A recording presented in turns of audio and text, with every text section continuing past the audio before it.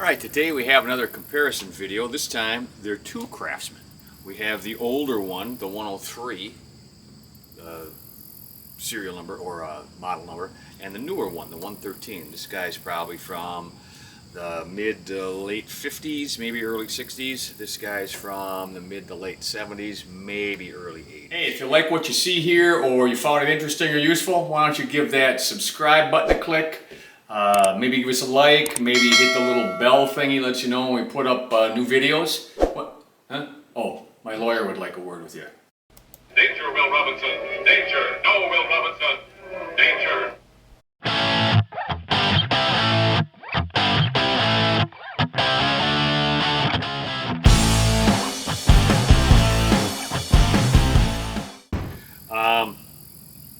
Let's just start with some measurements.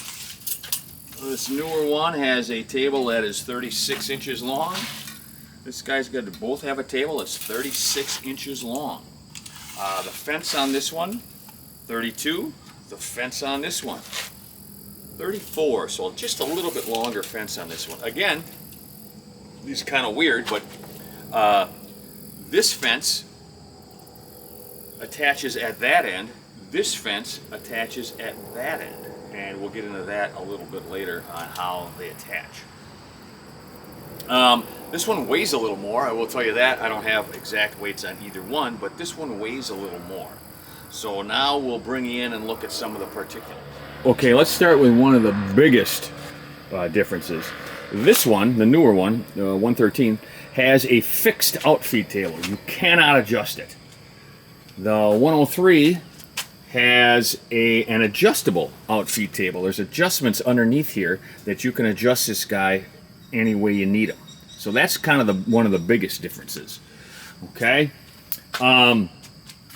let's go to how you adjust the infeed table. Once you get it set and adjusted here, just like that one, both of the infeed tables are obviously adjustable, again, in all directions. I'm not going to go into exactly how those adjustments. I have other videos that you can see where I am in setup when I set both of these up, where I go into that in detail. But both of the infeed tables are also adjustable for tilt, angle, all that stuff. And obviously they are adjustable for height, depth of cut, in other words. This one has no depth of cut indicator. This one has like a really cool kind of Art Deco depth of cut indicator. I don't know of anyone that uses that. They set them up and then they adjust them where they need them. But this one, the 113, gets adjusted simply by turning this. This one's kind of tight, but you can turn this to keep the table up and down. Same over here, but they got a little wheel. This one's pre-restore, so it's got all the rust and everything else on it. Blade guard. Blade guard on this guy, very simple. Blade guard on this guy, very simple. This guy's a little bigger, okay? I do want to show you this here too. The 103 actually has kind of the same kind of cutter head design as the other one. It's got jack screws here, and then you tighten them down here. That's the same as on the 113. Jack screws here, tighten them down here. What I really like about the 103 is they have what I'm going to call a Delta style bearing. So on this one, the 113, you can see there's a rod that goes through the cutter head, and that thing's kind of tough to get out. They have these circlips on them, and the rod is held to the cutter head with a couple of set screws. Let's see if I can show you those, if I can rotate it around. There they are right there, these big set screws right here that hold the rod to the cutter head, because the cutter head's got a hole that goes through it. And you got to remove those circlips and generally press or pound that out. It's a process. Again, I'll put a video link in where you can see me do that. This one has more of a Delta style. There's just a bolt down at the bottom that holds these bearing keepers in, and they're very easy to get out. It's basically just a big bolt, so I just prefer that. The fence on this one is also a little shallower than the fence on the 113, so it's taller. They're both of cast iron. The adjustment for that fence is a little different. This one's got this tube, pipe, rod, whatever you want to call it, that this slides on this handle here for adjustment of the fence in and out, for how wide you want it. This one has a separate cast piece that's bolted onto the end of the outfeed table that slides in and out via this hand wheel here. Okay, this one's got stops, quick release stops for 90 and 45.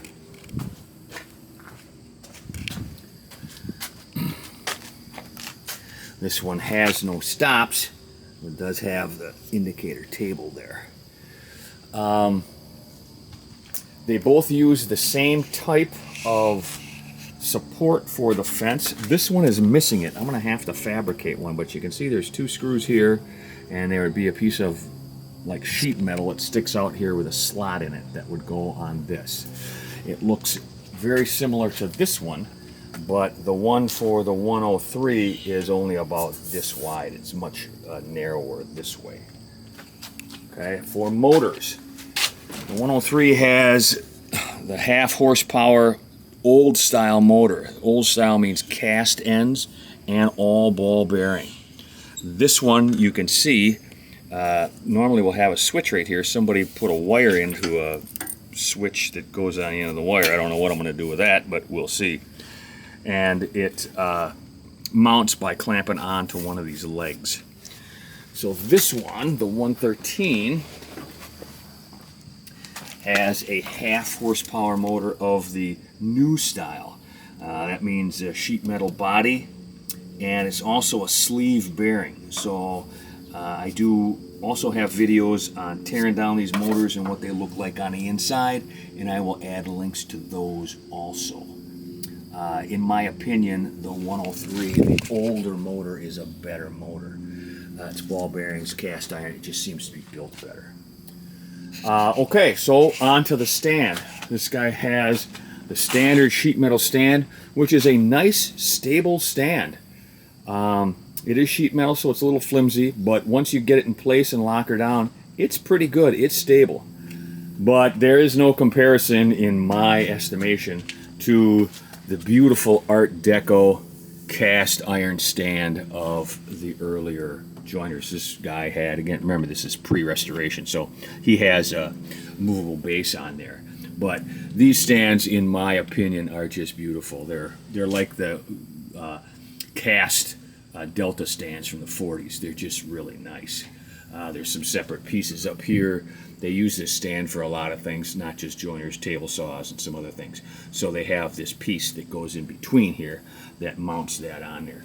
Also, I really like the Art Deco look of the jeweled end here, and the silver knobs, and this is all just look, okay? But, you know, it is what it is. Both machines are excellent machines. Also, as long as I'm down on the motor and the switch, this switch is okay. It is a 20 amp switch, so that will still work. This thing pulls, I don't know, 5 or 6 amps. But it is a 2 conductor cord. Guys, whenever you do a restoration, or if you just get a machine, you're not restoring it at all, please put a grounded cord on there. Okay? That is just, it's just a safety measure. I ground them both to the frame and to the motor. These things are all cast iron. Everything conducts electricity on this thing, so spend the extra $5 and ground them out. Okay. In conclusion, both of these are excellent machines. I really like the look of this one, and when I redo it, I'm going to redo it. I'm going to try to match that color. The industrial gray, the dark gray, the smoke gray, whatever you want to call it, is fine. It's good, but this thing is just an Art Deco beauty with the jeweled end, you know, the fluted blade cover, and the cast iron base is just, they're just beautiful. And they work about the same. all the same. This one does have an adjustable outfeed table, but like I said, in my experience, I've never adjusted the outfeed table once I got it adjusted properly to begin with. I've never had to adjust it. Just lock it down tight. But it is what it is. I like the motor on this one, so my call is I like the 103 a little better than the 113. They're both will do yeoman's work. They'll both last you many, many years without problems. Oil the motor once a year on this guy because it's a sleeve bearing with 30 weight. That's what the manual says. But other than that, they're both excellent machines and you can't go wrong. You can also pick these up for a song, usually on Facebook Marketplace or some place like that, maybe Craigslist. And they really beat the pants off of the desktop machines, hands down, if you have the room. Well, thanks for watching. Like, subscribe if you got anything from this, or even if you didn't get anything from this, like and subscribe anyhow. And we'll see you with the next video. Thanks again.